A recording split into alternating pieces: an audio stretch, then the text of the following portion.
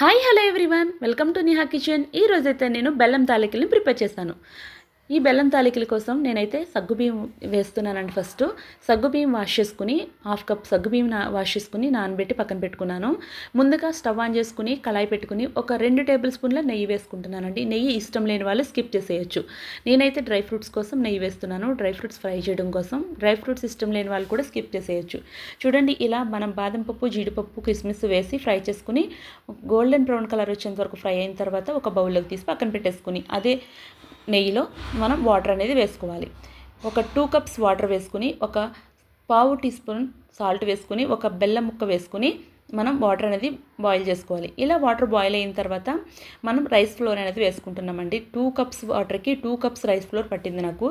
ఇదంతా కూడా ఒకసారి మిక్స్ చేసేసుకుని మనం స్టవ్ ఆఫ్ చేసేసుకుందామండి. ఇలా మనం గరిటతో అంతా కూడా కలిసే విధంగా మనం మిక్స్ చేసేసుకోవాలి. ఇలా మిక్స్ చేసుకున్న తర్వాత కొంచెం గోరువెచ్చగా ఉండగా మనం పక్కన పెట్టేసుకుని చేతితో చపాతీ పిండి ముద్దలాగా కలిపేసుకోవాలి. చూడండి, ఈ కన్సిస్టెంట్ వచ్చేంత వరకు మనం మిక్స్ చేసుకుంటూ ఉండాలి. ఇలా కలిపిన తర్వాత ఈ ముద్దని మనం పక్కన పెట్టుకుని కొంచెం కొంచెంగా తీసుకుని తాలికలు అనేవి ప్రిపేర్ చేసేసుకోవాలండి. చూడండి, ఎంతో ఈజీగా ఈ తాలికల్ని ప్రిపేర్ చేసేసుకోవచ్చండి. స్వీట్ అంటే ఇష్టపడిన వాళ్ళంటూ ఉండరు కాబట్టి మనం స్వీట్ తింటాం కాబట్టి ఇలా స్వీట్ తినాలనిపించినప్పుడు ఈ తాలికల్ని ప్రిపేర్ చేసుకుని ఈజీగా తినేసేయండి.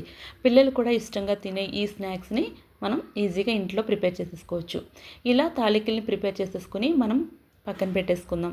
చూడండి, ఒక్కొక్కటిగా ఈ తాలికలన్నీ కూడా ప్రిపేర్ చేసేసుకున్నానండి. ఇప్పుడు మనం స్టవ్ ఆన్ చేసుకుని ఆ కళాయి పెట్టుకుని మనం ఈ సగ్గుబియ్యం అనేది కుక్ చేసేసుకోవాలి.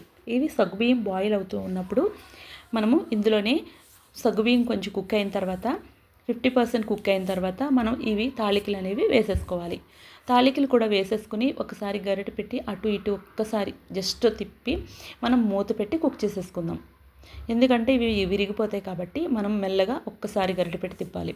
ఇప్పుడు ఏ కప్పుతో అయితే నేను రైస్ ఫ్లోర్ వాటర్ వేసుకున్నానో అదే కప్పుతో 2 కప్స్ బెల్లం అయితే వేసుకుంటున్నానండి. నేను స్వీట్ ఇంకా ఎక్కువ తినేవాళ్ళు కొంచెం ఎక్కువ వేసుకున్నా పర్వాలేదు.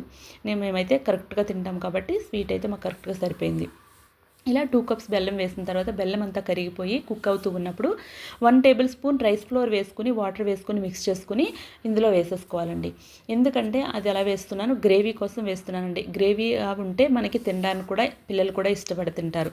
ఇప్పుడు ముందుగా ఫ్రై చేసి పెట్టుకున్న మనం ఈ డ్రై ఫ్రూట్స్ కూడా వేసేసుకుని అంతా కలిసే విధంగా ఒకసారి మిక్స్ చేసేసుకుని ఒక 5 మినిట్స్ కుక్ చేసుకుని స్టవ్ ఆఫ్ చేసేసుకోవడమే.